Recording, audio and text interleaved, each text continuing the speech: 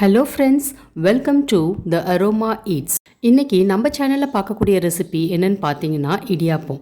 இந்த இடியாப்பம் செய்கிறதுக்கு நான் வீட்டில் அரைச்ச பச்சரிசி மாவு தான் எடுத்திருக்கேன். பாருங்கள் எவ்வளோ சாஃப்டாக உதிரியாக இருக்குன்னு. இது கூட தேங்காய் சட்னி காம்பினேஷன் செம சூப்பராக இருக்கும். வாங்க எப்படி செய்யலான்னு பார்க்கலாம்.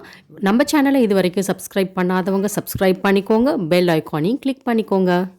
ஒரு பாத்திரத்தில் 3 கப் அளவு அரிசி மாவு எடுத்துக்கோங்க. இது லைட்டாக மிதமான சூட்டில் வறுத்தது. இது கூட 1 டீஸ்பூன் அளவு உப்பு சேர்த்து நல்லா கலந்து விட்டுக்கோங்க. இப்போ மாவில் சேர்க்கறதுக்காக 4 கப் அளவு தண்ணி சூடு பண்ணலாம். இதில் 1 டேபிள் ஸ்பூன் அளவு எண்ணெய் சேர்த்துக்கலாம். எண்ணெய் சேர்த்து நல்லா கொதி வரட்டும். இந்த சூடான தண்ணியை மாவில் கொஞ்சம் கொஞ்சமாக ஊற்றி கரண்டி வச்சு கிண்டுங்க. இது ரொம்ப சூடாக இருக்கும், அதனால் கரண்டியை யூஸ் பண்ணுங்கள். மாவு ரொம்ப கெட்டியாக பிசையக்கூடாது, கொஞ்சம் சாஃப்டாகவே பிசைஞ்சிக்கோங்க. மாவு கொஞ்சம் ஆறுனதுக்கு அப்புறம் கையால் பிசைஞ்சிக்கோங்க. பாருங்கள், இந்த பதத்துக்கு இருக்கணும் மாவு. இப்போ இடியாப்ப அச்சில் கொஞ்சம் எண்ணெய் தடவிக்கலாம். இதுக்கு மெலிசு ஓட்டை உள்ள அச்சி எடுத்துக்கோங்க. இப்போ மாவு சேர்த்துக்கலாம். அதை கொஞ்சோண்டு எடுத்து இந்த மாதிரி உருட்டிக்கோங்க. உருட்டி அதை அச்சில் வச்சிடலாம். எக்ஸ்ட்ரா மாவு எடுத்துட்டு அதை நல்லா டைட்டாக மூடிடலாம். இப்போ இட்லி தட்டில் புழிய ஆரம்பிச்சிடலாம்.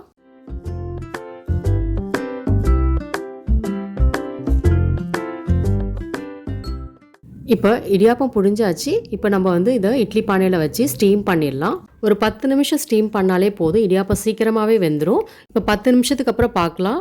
இடியாப்பம் ரெடி ஆகிடுச்சு, எடுத்துடலாம். துணியிலேருந்து எடுக்கும் போது தண்ணி கொஞ்சம் தெளிச்சிக்கலாம், அப்போ தான் நல்லா ஒட்டாமல் வரும். சுவையான இடியாப்பம் ரெடி. இது கூட தேங்காய் சட்னி காம்பினேஷன் ரொம்ப சூப்பராக இருக்கும். இல்லை அப்படின்னா வெள்ளை குருமா, தேங்காய் பால் இதெல்லாமும் இது கூட ரொம்ப நல்லாயிருக்கும். இந்த ரெசிபி உங்களுக்கு பிடிச்சிருக்கும்னு நினைக்கிறேன். கண்டிப்பாக வீட்டில் ட்ரை பண்ணி பாருங்கள். ட்ரை பண்ணிவிட்டு மறந்துடாமல் கமெண்ட் பண்ணுங்கள். நம்ம சேனலை இது வரைக்கும் சப்ஸ்கிரைப் பண்ணாதவங்க சப்ஸ்கிரைப் பண்ணிவிட்டு பெல் ஐக்கானையும் கிளிக் பண்ணிக்கோங்க.